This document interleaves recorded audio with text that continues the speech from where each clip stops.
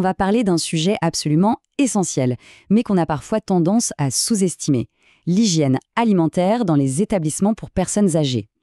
La sécurité des résidents, qui sont particulièrement fragiles, repose entièrement sur une vigilance de chaque instant en cuisine. C'est un vrai défi quotidien. Alors cette question peut sembler un peu alarmiste, c'est vrai, mais elle est fondamentale.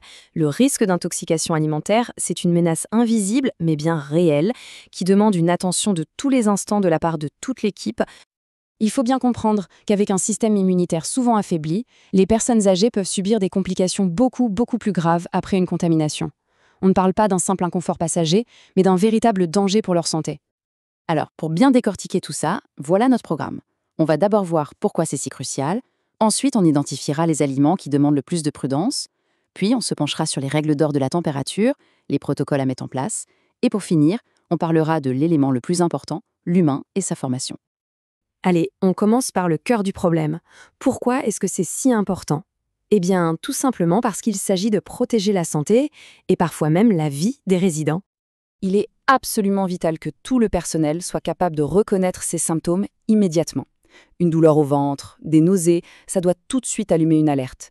Une réaction rapide, c'est ce qui peut tout changer et éviter des complications sérieuses. Maintenant, parlons des aliments. Certains ingrédients, même les plus basiques, sont de véritables terrains de jeu pour les bactéries si on n'y prend pas garde. Voyons ensemble lesquels méritent une vigilance absolue. Prenons l'œuf, par exemple. C'est un aliment de base, on est d'accord, mais c'est aussi l'une des sources principales de contamination par la salmonelle.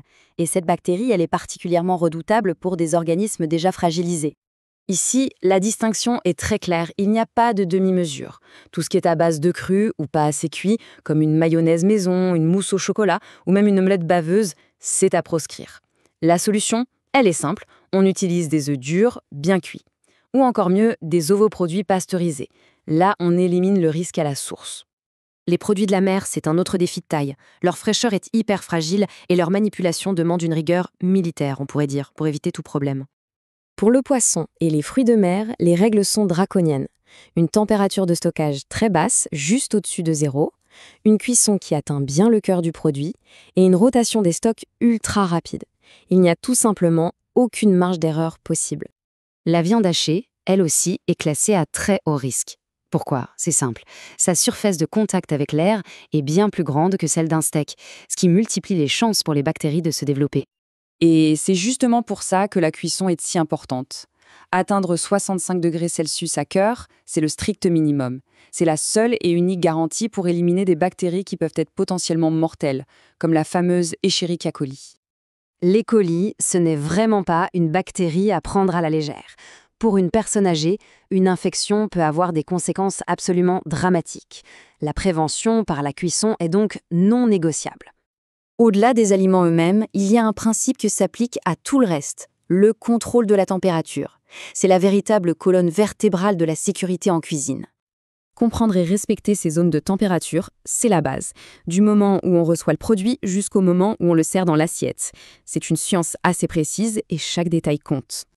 Regardez, du poisson stocké juste au-dessus du point de congélation, aux plats chauds qui doivent être maintenus à plus de 63 degrés, chaque chiffre est une barrière de protection.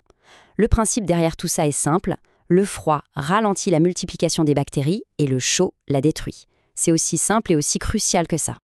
Il y a un moment particulièrement dangereux en cuisine, c'est quand on refroidit un plat chaud pour le conserver. Cette phase de transition, si elle est mal gérée, peut transformer un plat délicieux en un véritable bouillon de culture.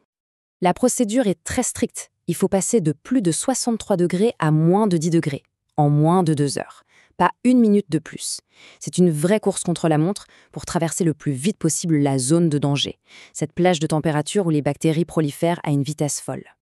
Avoir les bonnes techniques, c'est super, mais pour que la sécurité soit garantie sur le long terme, il faut des systèmes, des protocoles vraiment rigoureux. Ces règles, ce sont les fondations d'une cuisine sûre. Documenter, tracer, ce n'est pas de la paperasse inutile, ce sont des outils de prévention qui peuvent littéralement sauver des vies.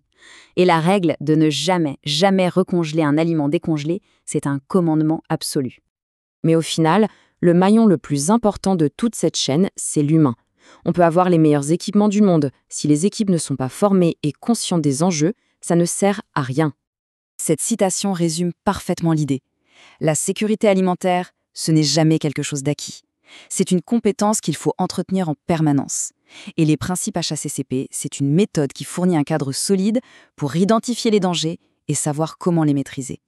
Et ce qui est crucial de comprendre, c'est que cette formation, elle ne concerne pas que les cuisiniers. Toute personne qui entre en contact avec la nourriture, que ce soit un soignant qui aide à un repas ou un animateur pendant un atelier cuisine, doit connaître et appliquer ces règles d'hygiène de base. Au final, quand on regarde au-delà des thermomètres et des fiches de suivi, la sécurité alimentaire en gériatrie, c'est avant tout un engagement moral. C'est une promesse.